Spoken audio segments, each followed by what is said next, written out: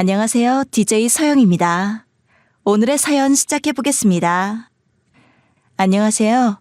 저는 서울에서 10대 딸을 키우고 있는 40대 여자입니다. 오늘은 제가 만나본 사람들 중 가장 괴로웠던 사람들에 대해 이야기해 보려고 해요. 여러분은 정말 인간이 이렇게 냉혹할 수 있다고 느낀 적 있으신가요? 저는 그런 경험이 있습니다. 제게 그토록 냉정하게 느껴진 사람들은 바로 시댁 식구들이었어요. 남편과 시어머니는 그야말로 자기들만 생각하는 사람들이었고 지나치게 독선적이었습니다.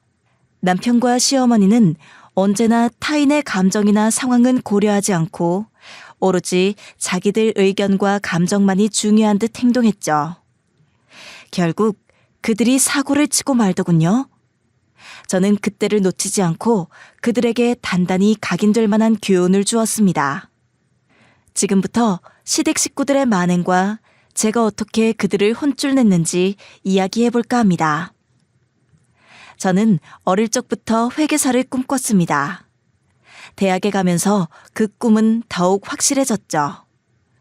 원래 공부도 잘하는 편이라 회계사 시험에 쉽게 붙을 수 있을 거라고 생각했어요. 하지만 정말 만만치 않더군요. 제 인생에서 그렇게 치열하게 공부한 적이 없었던 것 같아요.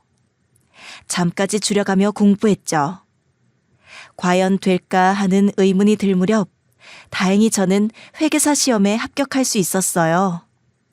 그렇게 치열하게 노력한 끝에 회계사가 되긴 했지만 현실의 업무 역시 쉽지 않았어요. 일에 적응하는 것도 만만치 않았죠. 그러나 묵묵히 일하다 보니 점차 주변에서 인정받는 회계사가 되어 있었죠. 그 즈음 저는 남자친구가 생겼어요. 회계사를 준비하면서 만난 사람으로 저와 비슷한 꿈을 꾸고 있었기에 서로 의지하며 연인 관계로 발전하게 되었죠. 남자친구 역시 회계사 시험을 준비했지만 여러 번 도전한 끝에 결국 회계사를 포기하게 됐습니다. 제가 회계사로 일할 때 그는 일반 회사에 취직하여 직장 생활을 시작했어요. 그 남자친구가 바로 지금의 남편입니다. 남편이 자리도 잡고 경제적으로도 안정이 되니 자연스럽게 결혼을 약속하게 되었죠. 꽤 오랜 시간 연애를 했기에 그 사람과 결혼하는 게 당연하게 느껴지기도 했고요. 저와 남편은 그렇게 긴 연애 끝에 결혼했고 결혼 후에는 예쁜 딸도 낳았죠. 사실 저는 아이를 가질 거란 생각을 해본 적이 없었는데 막상 딸을 낳으니 왜 그런 생각을 안 했을까 싶을 정도로 큰 행복감을 느꼈습니다. 딸을 키우다가 다시 일을 시작했어요. 오래 쉬었으니 힘들 줄 알았는데 몸이 기억하더군요. 자연스럽게 일을 이어가며 비로소 제 마음이 다시 채워지는 느낌이었어요. 그제야 확실히 알았죠. 저는 일을 하면서 살아야 하는 사람이라는 것을요. 그렇게 제 인생의 행복을 찾아가던 와중에 저에게는 말 못할 고민이 생겼습니다. 바로 시댁에 관한 문제였죠. 남편은 둘째가 있었는데 남편은 장남이었습니다. 내가 평생 일군 이 가게를 며느리에게 주려고 한다. 이제 늙어서 편하게 쉬고 싶거든. 오랫동안 생각해봤는데 가게는 당연히 첫째 며느리가 이어받아야 하지 않겠냐? 어느 날 시어머니는 가게를 더는 운영하지 않겠다고 선언하셨어요. 그리고 콕 집어 저에게 물려주겠다고 하시더군요. 저는 정말 당황스러웠어요. 저는 제 일을 하고 있고 식당 운영은 전혀 생각도 해본 적도 없거든요. 모든 사람에게는 각자 적성에 맞는 일이 있는데 저는 식당을 맡아도 제대로 운영할 자신이 없었어요. 그리고 무엇보다 저는 제 일을 너무나도 좋아하고 있었죠. 당신 어머니 가게 안 물려받을 건 아니지?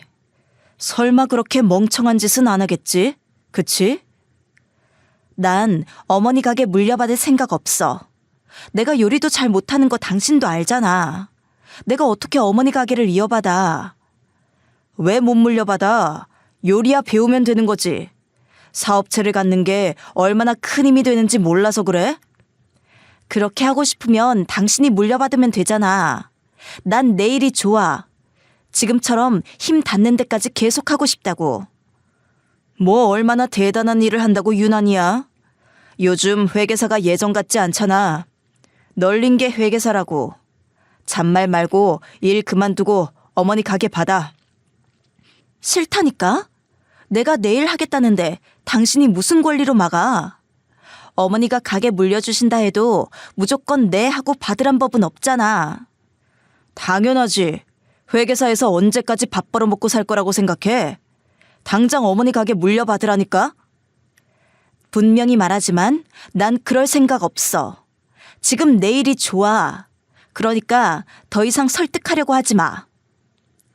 남편은 어이없다는 듯 화만 내고 집을 나가버렸습니다. 저는 남편의 태도가 이해되지 않았어요. 한때 본인도 회계사가 되려고 그렇게 공부하던 사람이 저보고 갑자기 그만두라니 황당할 뿐이었죠. 그래도 남편의 상황을 이해하려고 했습니다. 사실 남편은 종종 저에게 열등감을 느끼는 것 같았고 그럴 때마다 제 직업을 깎아내리곤 했어요. 그래도 저는 남편이 속상해할 것 같아 웃어넘기곤 했죠. 그런데 남편은 점점 선을 넘는 말을 자주 했습니다. 남편의 짜증 섞인 말과 갑작스러운 요구들에 지쳐가고 있을 때 시어머니가 저를 따로 부르셨어요. 저는 퇴근 후에 시어머니를 찾아갔는데 뜻밖의 이야기를 꺼내셨습니다. 너무 당황해서 말문이 막힐 지경이었죠. 내가 왜 가게를 그만두려고 하는 줄 알아? 너 때문이야. 네가 회계사랍시고 우리 아들 무시하고 집안일 다 팽개치고 밖으로만 나돌아다니는 걸 보자니 속이 뒤집어지더라. 어머님, 그게 무슨 말씀이세요? 제가 남편을 무시했다고요? 저는 그런 적 없어요. 너 속마음 모를 줄 아니? 네가 우리 현우 회계사 못됐다고 속으로 무시하는 거 다 알아. 저 그랬다면 이 결혼도 안 했을 거예요. 남편을 무시한 적은 없어요. 진짜예요. 그래? 그러면 회계사 그만두고 가게 일을 맡아. 그래야 우리 현우 기도 살고 나도 너를 인정해 줄 거 아니야. 어머님, 이 문제는 이미 끝난 이야기 아니었어요? 저는 이 가게를 맡을 생각이 없어요. 저도 제 일이 좋고 거기서 할 수 있는 만큼 하고 싶거든요. 끝까지 우리 아들을 무시하겠다는 거네. 네가 남편 무시한 적 없다며? 그럼 이 가게를 맡아야 할 거 아니야. 시어머니는 제 의견이나 상황을 전혀 고려하지 않으셨어요. 오로지 남편의 체면과 자존심만 생각하며 계속 가게를 맡으라고 하셨죠.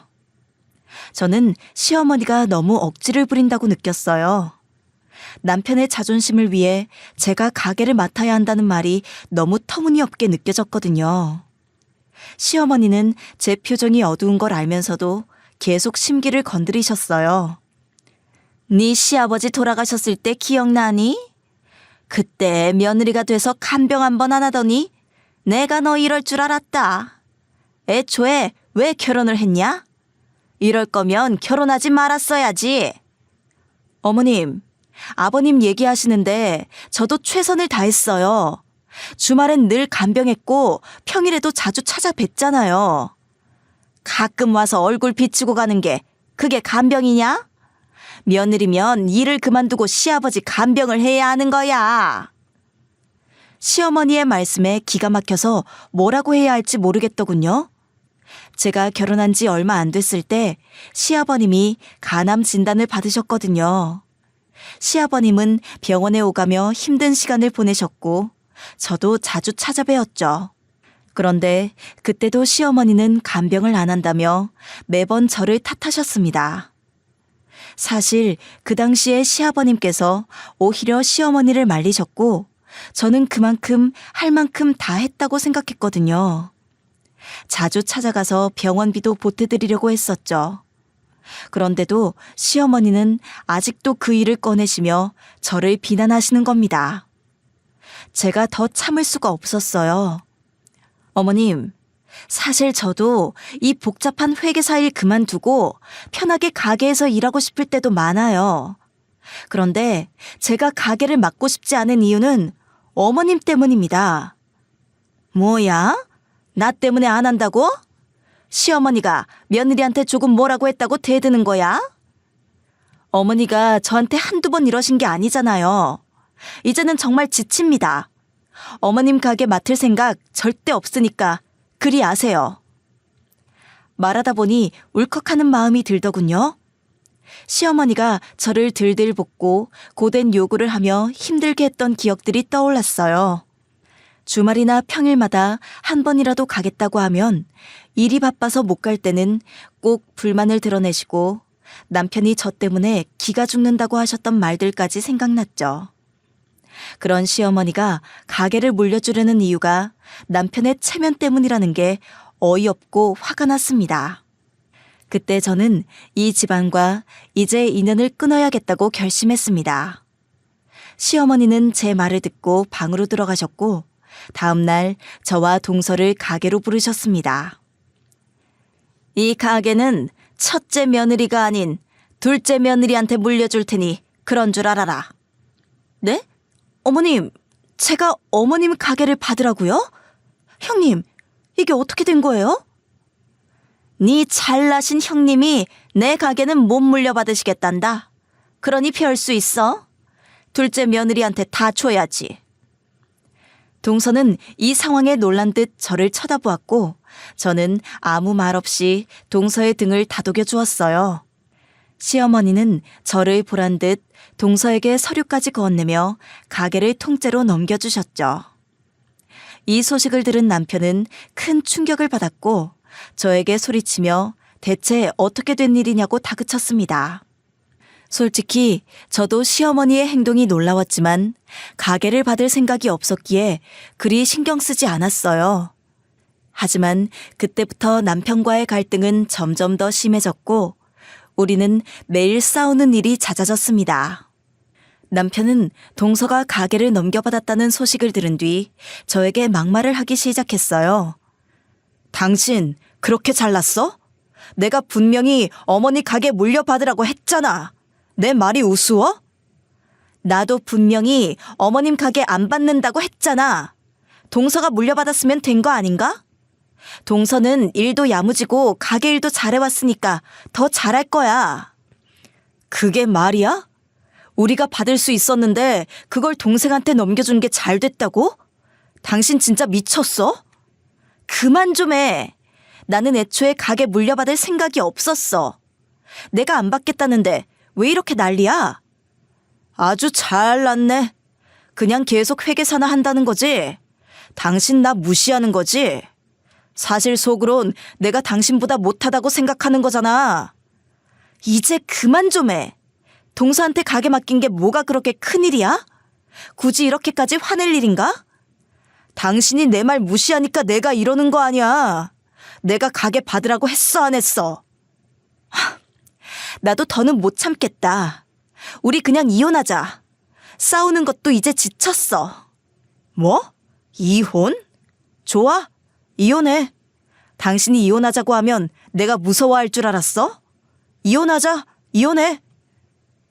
남편은 매일같이 술을 마시고 반복되는 다툼을 이어갔고 저는 지쳐서 버티기 어려웠습니다.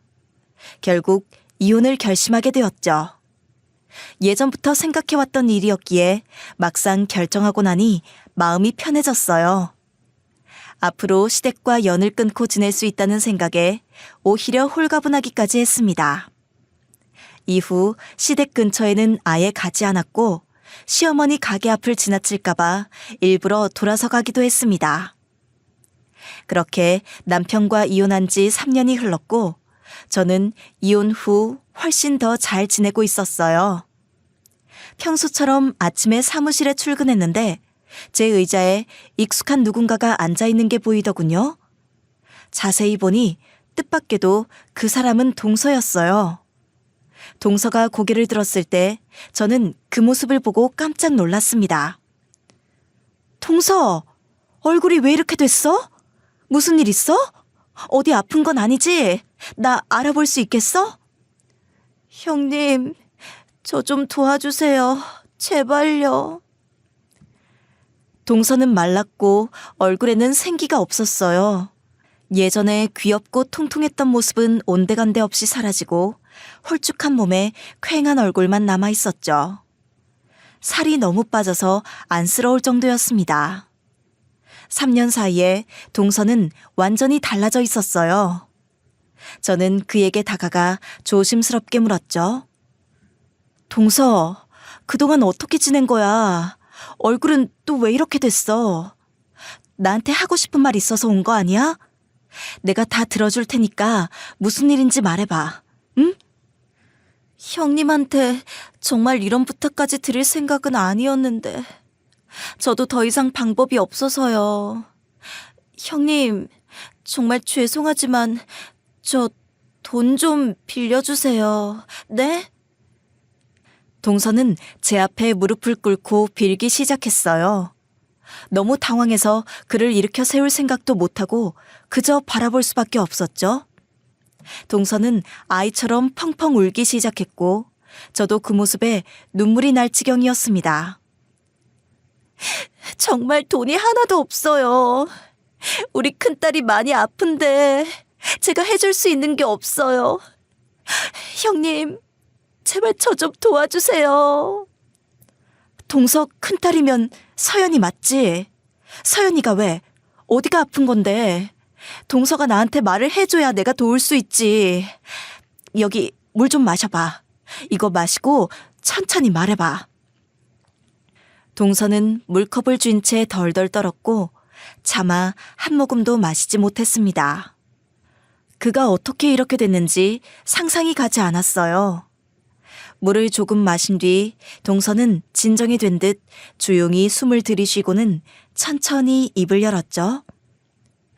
서연이가 골수염이래요, 형님. 치료하지 않으면 뼈가 손상돼서 나중에 뼈를 절단해야 할 수도 있다고 해요. 서울병원에 치료 예약도 해뒀는데 어머님이 돈이 아깝다고 병원비를 못 주시겠대요. 뭐라고? 서연이가 어머님 손녀 아니야? 도대체 왜 그러시는 거야? 그건 그렇고 동서가 어머님 가게 물려받았잖아. 근데 왜 병원비가 없어? 장사가 잘 안 돼? 형님, 저 그동안 돈 한 푼도 못 받고 그냥 죽어라 일만 하며 지냈어요. 동서의 말을 듣고 정말 믿기지가 않았습니다. 시어머니가 그 정도로 냉정하게 구는 줄은 생각도 못했으니까요. 동서는 억울하다는 듯 자리에 주저앉아 울음을 터뜨렸어요. 저는 동서의 손을 꼭 잡아주며 그를 다독였죠. 그의 손은 거칠고 손가락마다 단단한 굳은 살이 느껴졌어요. 그 손 하나만으로도 동서가 얼마나 힘들게 지내왔는지 짐작할 수 있었어요. 동서, 밥은 먹었어? 내가 밥 사줄 테니까 나가서 이야기하자. 동서 지금 금방이라도 쓰러질 것 같아. 형님 죄송해요. 이렇게 염치 없이 찾아와서 도와달라는 말만 하고. 아니야, 잘 왔어 동서야. 내가 동서 도와줄 방법을 찾을게. 우선 밥부터 먹자. 알았지? 동서는 항상 밝고 따뜻한 사람이었어요. 손재주가 좋아 쿠키나 작은 선물을 자주 챙겨줬고 시어머니와 저 사이의 갈등에도 제 편이 되어주었죠.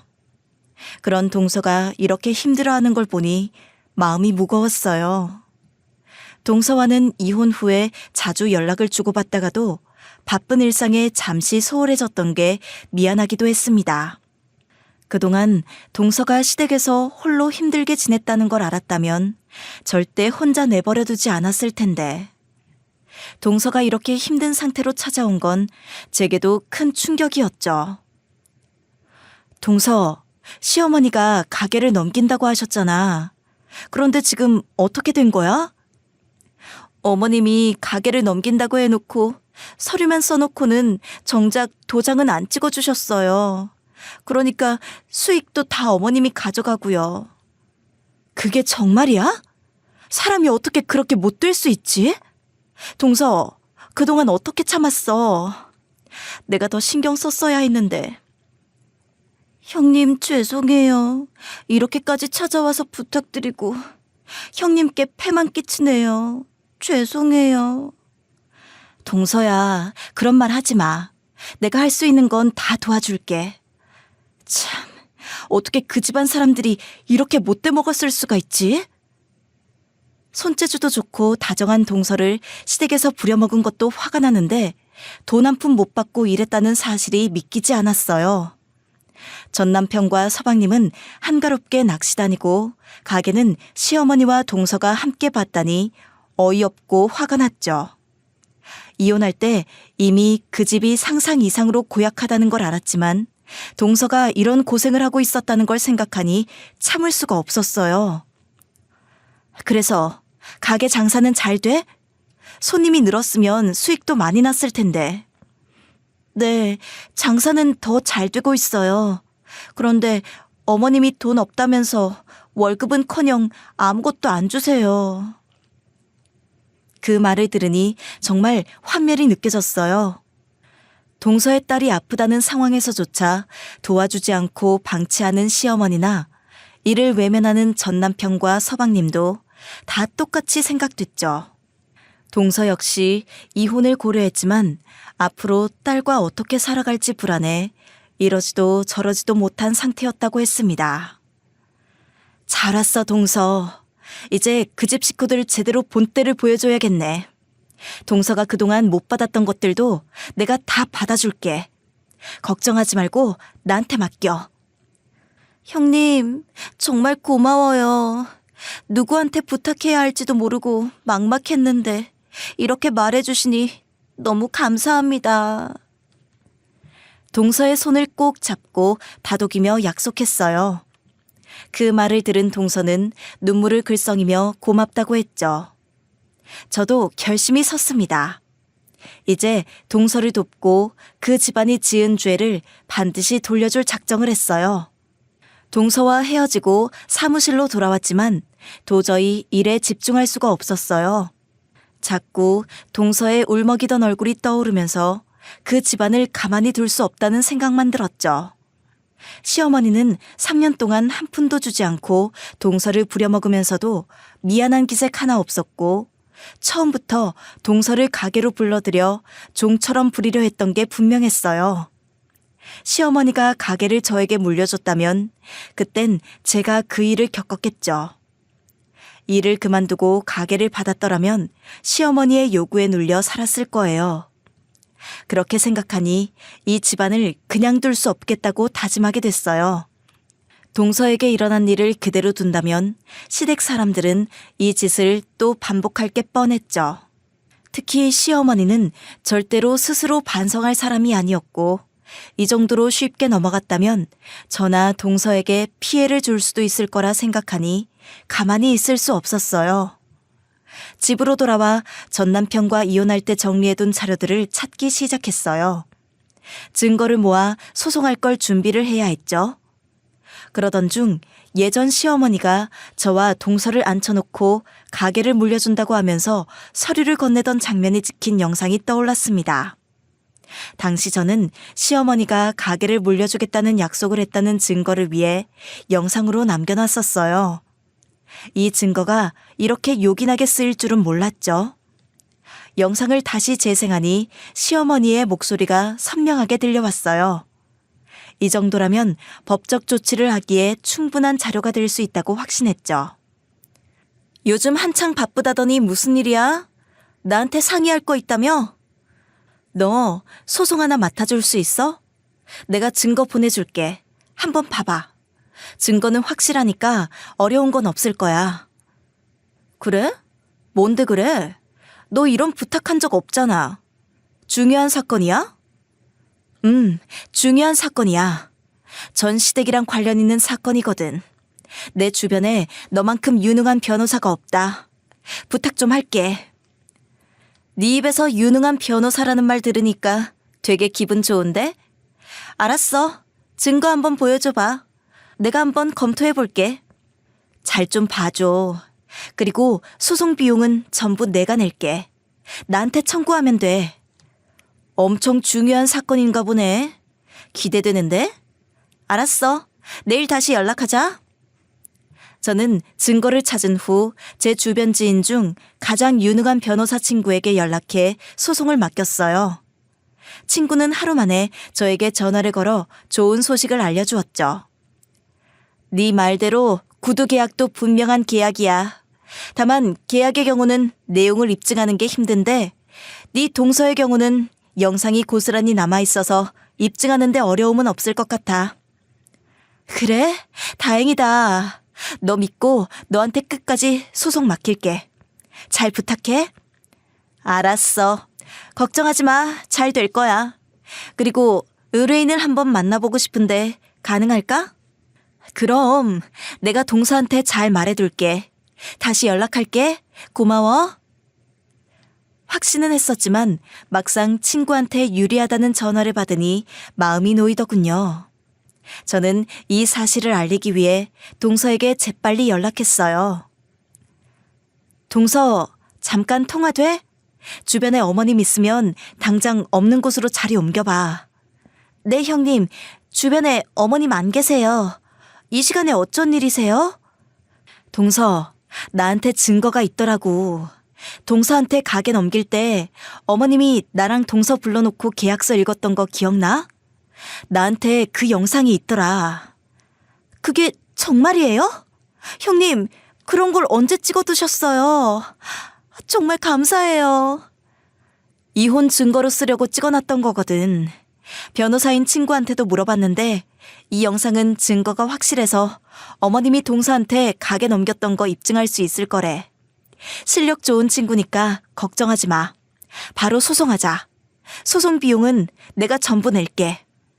형님, 저는 형님한테 해드린 것도 없는데 어떻게 저를 이렇게 도와주세요. 정말 감사해요.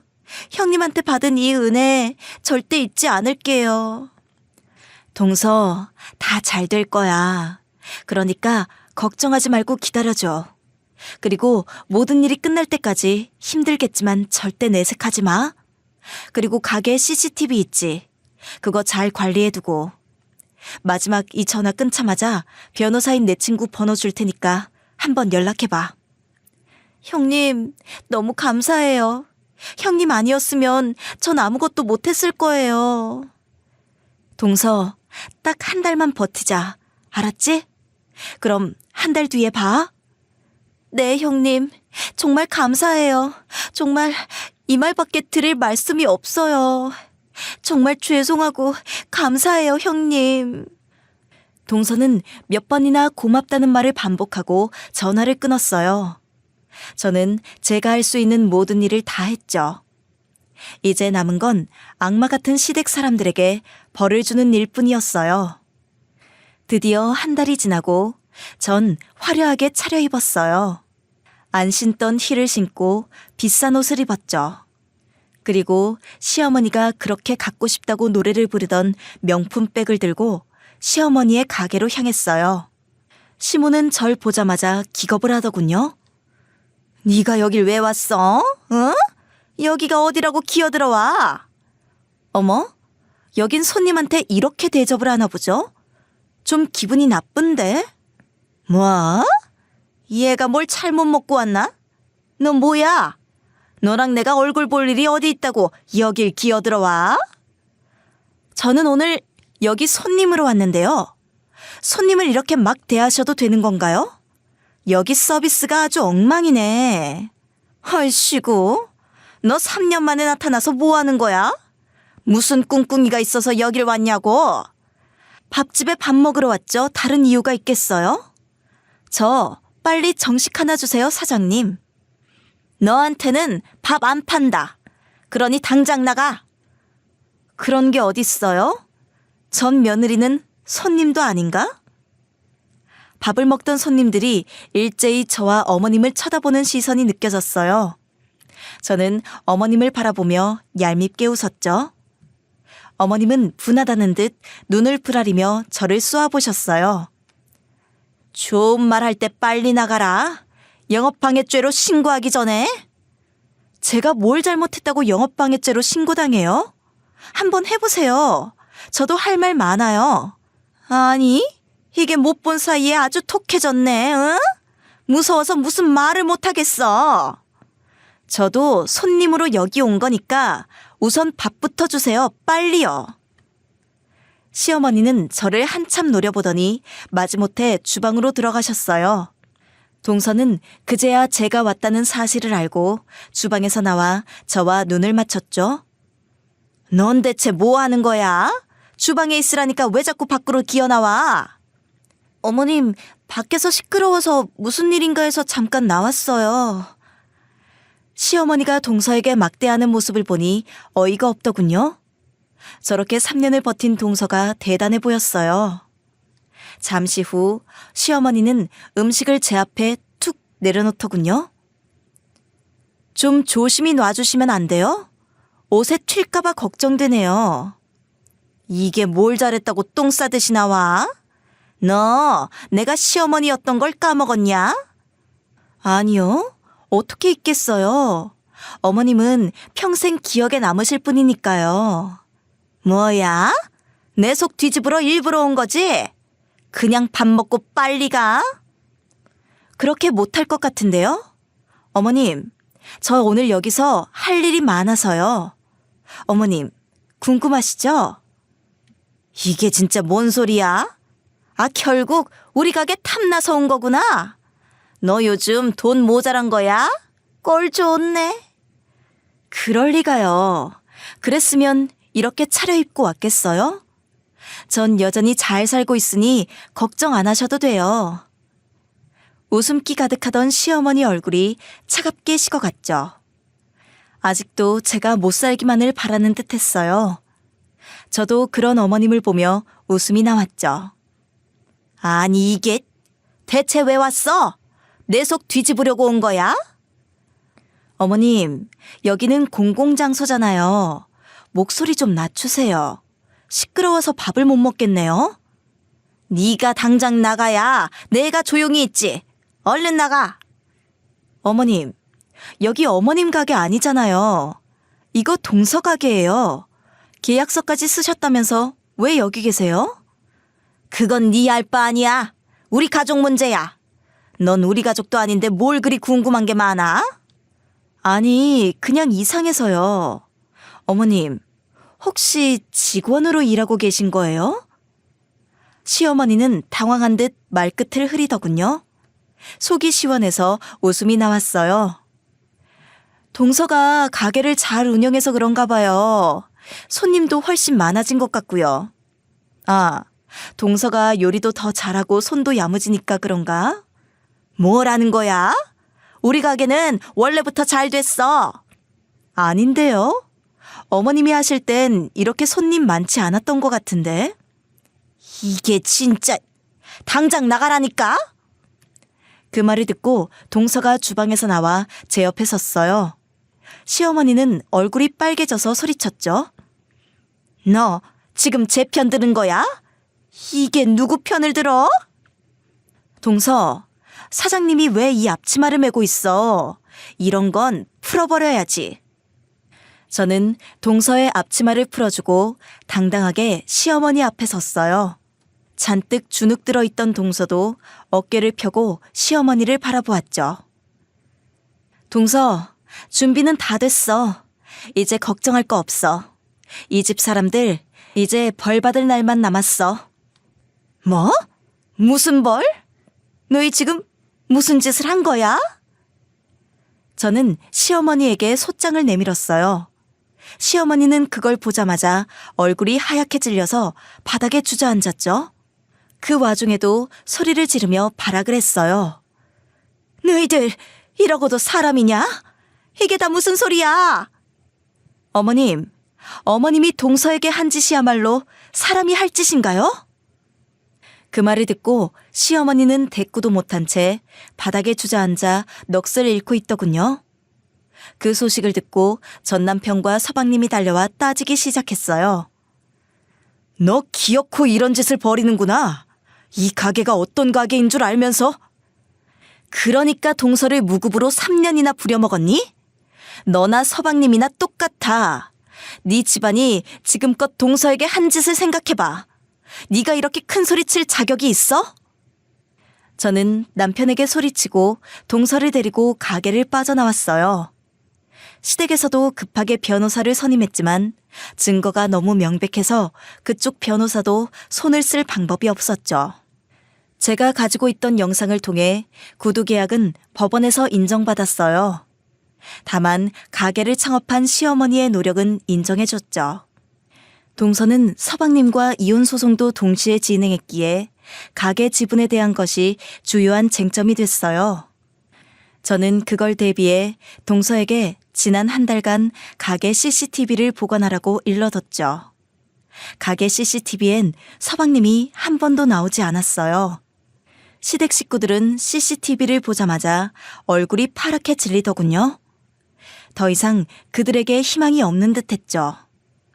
CCTV를 확인한 법원은 가게 절반을 동서의 지분으로 인정해줬어요. 이 결과로 가게 수익의 절반을 동서에게 줘야 한다고 하더라고요. 그리고 지난 3년 동안 동서에게 지급하지 않았던 금액까지 몽땅 주라는 판결이 나왔죠. 시어머니는 그날 거품을 물고 억울하다고 고래고래 소리만 질렀어요. 시어머니와 다르게 동서는 기쁨의 눈물을 흘렸죠. 형님, 이게 다 형님 덕분이에요. 정말 감사해요. 저 이렇게 억울했던 거 다 풀 수 있을지 몰랐어요. 그냥 이혼만 잘하면 다행이지 싶었는데 너무 감사해요. 동서, 당연히 동서가 받아야 했던 거야. 그러니까 이제 그만 울고 당당하게 잘 살아. 알았지? 형님, 저 이 은혜 절대 안 잊어요. 저도 잘 살아서 언젠가 형님한테 꼭 도움이 되는 사람이 될게요. 감사합니다, 형님. 동서, 그동안 고생 많았어. 앞으로는 행복하게만 살 거야. 아이들이랑 어디든 가서 잘 살아. 응? 정말 감사해요. 사실 형님 찾아갈 때까지만 해도 이렇게 살다간 정말 죽을 것 같아서 그냥 하소연이라도 하고 싶어서 찾아갔어요. 근데 이렇게 형님이 제 인생을 바꿔주실 줄 몰랐어요. 감사해요. 그 순간에 날 찾아줘서 고마워. 나도 덕분에 응어리진 게 싹 풀렸어. 시댁 식구들 정말 꼴 보기 싫었거든. 저는 우는 동서를 안아줬어요. 동서는 제품에 안겨 다시 한참을 울었죠.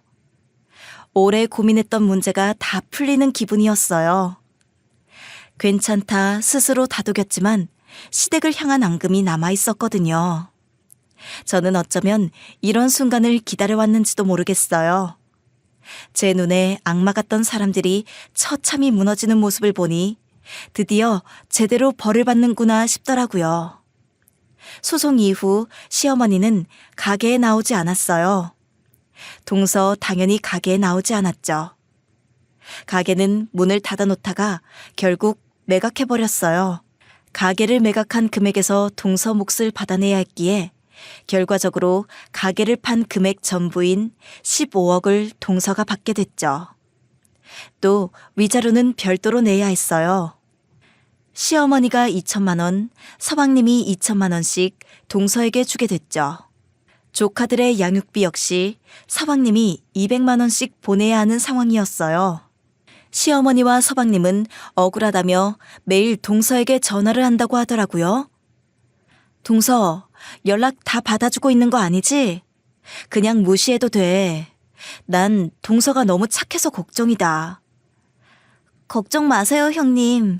저 이미 남편이랑 시어머니 번호 다 차단했어요. 전화해서 어찌나 징징거리는지 시끄러워 죽는 줄 알았다니까요. 그래? 잘했다, 동서. 앞으로도 그렇게 살아. 그 인간들이 전화해서 뭐라고 하든 신경 쓸 거 없어. 동서는 동서 몫을 받은 거니까. 상황이 이렇게 되니 남편은 그제서야 저에게 용서를 구하더군요. 돈 나올 곳이 없으니 저에게 도움을 청하려는 거였겠죠. 여보, 당신이 이 상황 좀 해결해줘.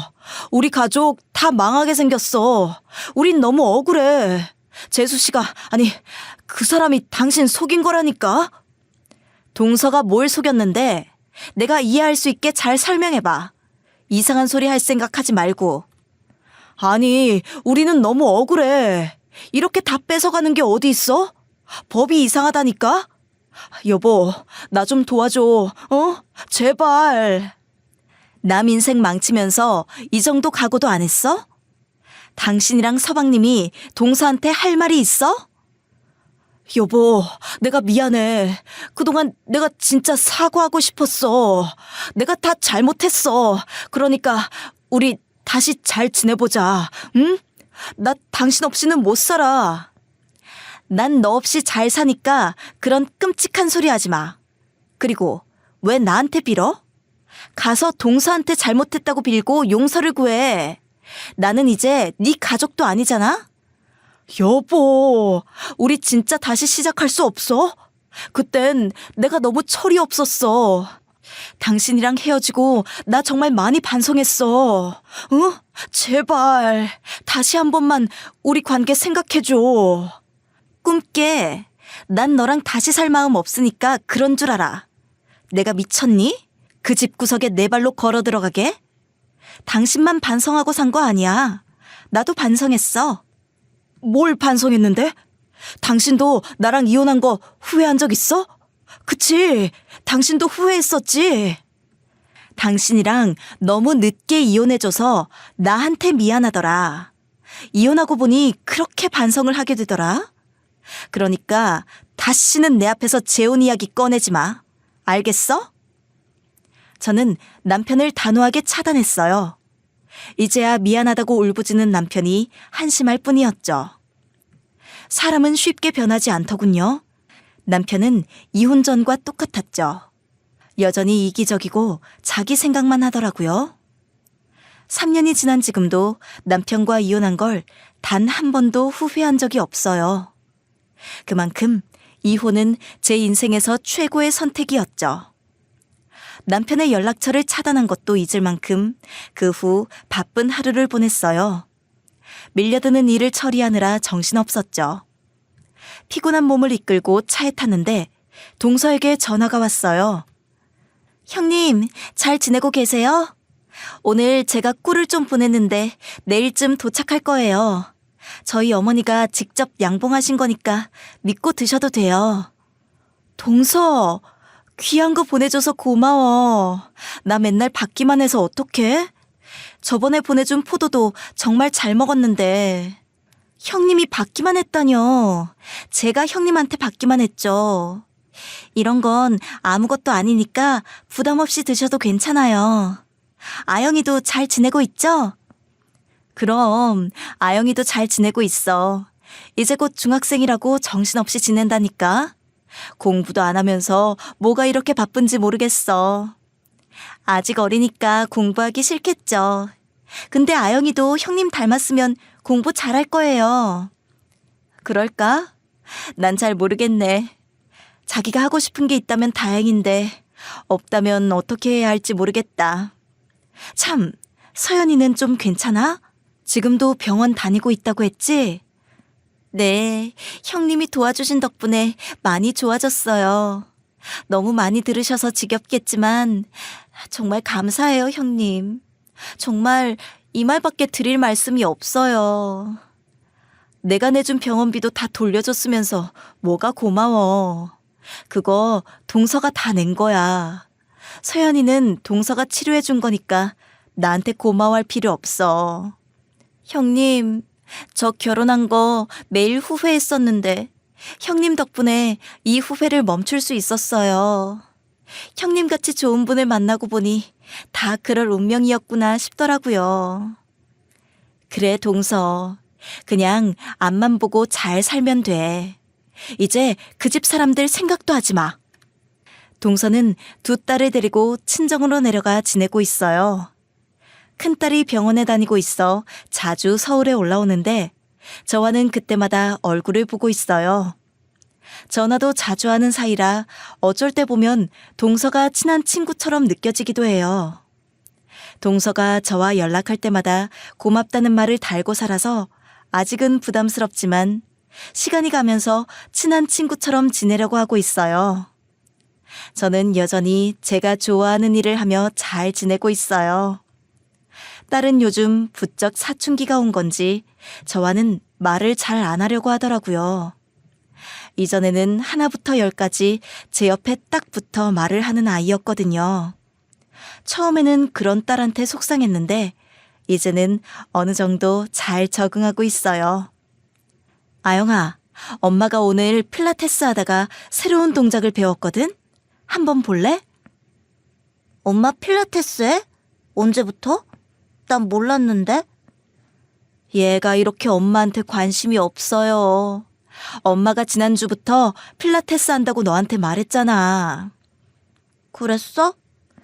지금 생각해보니까 말한 것 같기도 하고. 학교랑 학원 다니느라 정신이 없나 보네. 너무 바쁘면 학원 하나 빼줘? 진짜? 나 학원 빼줄 거야? 그럼 나 영어 빼주라. 엄마, 나 영어가 너무 싫어. 영어? 영어 안 하면 중학교 올라가서 힘들 텐데? 아, 뭐야. 그럴 거면 뭐하러 학원 하나 빼준다고 했어. 알았어. 학원 빼줄 테니까 엄마 봐봐. 엄마 오늘 이 동작 배웠다? 이 동작이 뭔데? 엄마, 근데 왜 이렇게 뻣뻣해? 엄마는 운동 진짜 많이 해야겠다. 아니야. 선생님이 엄마 나이에 이 정도면 엄청 잘한다고 그랬는데? 다시 봐봐. 엄마 진짜 유연하지 않아? 난 잘 모르겠는데? 어디가 유연하다는 거야? 엄마, 나 들어가서 숙제한다. 딸아이는 뒤도 안 돌아보고 자기 방으로 들어가더라고요. 저는 딸의 방문 앞을 얼씬거리다 걸음을 돌려야 했어요. 아는 언니한테 딸에 대한 고민을 말하니까 언니는 대수롭지 않게 웃으며 곧 사춘기가 오면 더 심해질 테니 벌써 상처받지 말라고 하더라고요. 그 말을 듣는데 얼마나 웃기던지. 저도 모르는 사이에 딸에게 많이 의지하고 있었나 봐요. 딸은 점점 자라면서 자기만의 영역을 만들고 있는데 저는 언제까지나 딸이 제 옆에 어린아이로 남아있을 줄 알았던 거죠. 그 말을 들으니 정신이 번쩍 들더라고요. 딸을 위해서라도 저도 제 영역을 만들고 싶었어요. 그래서 운동을 시작했죠. 좋아하는 일이 생기니 자연스럽게 딸에 대한 집착 같은 애정도 사그라들더라고요. 이 일을 겪으면서 뭐든 적당한 거리가 필요하다는 생각을 하게 됐어요. 저는 이렇게 딸과 티격태격하며 잘 지내고 있어요. 동서한테 들은 이야기인데 평소 말을 함부로 하던 시어머니는 본인의 말 한마디 때문에 이혼한 두 아들 데리고 원룸에서 지낸다고 하더라고요. 그 소식을 들으니 이제 정말 제 마음에서 시댁을 떠나보낼 수 있겠다는 생각이 들더군요. 여러분, 저는 몇 년 전까지만 해도 세상은 참 불공평하다고 생각했어요. 결국 남에게 상처를 준 악인들은 떵떵거리며 잘 산다고 생각했었죠. 근데 이 사건을 겪고 보니 꼭 그런 것만은 아니더라고요. 남에게 상처를 준 나쁜 사람들은 꼭 그 벌은 자신이 받게 되어 있어요. 저는 앞으로도 그렇게 믿을 거고요. 그러니 정말 나쁜 사람들이 잘 살고 있다고 해서 평생 그렇게 잘 살 거라고 생각하지 않으셨으면 좋겠어요. 적어도 이 사연을 보고 계신 여러분들은 그 괴로운 마음에서 조금 자유로워지셨으면 좋겠습니다. 그럼 저의 사연은 여기서 마칠게요. 꼭 좋은 사람들이 보상받는 세상이 되길 바라며 지금까지 제 긴 사연을 들어주셔서 감사합니다.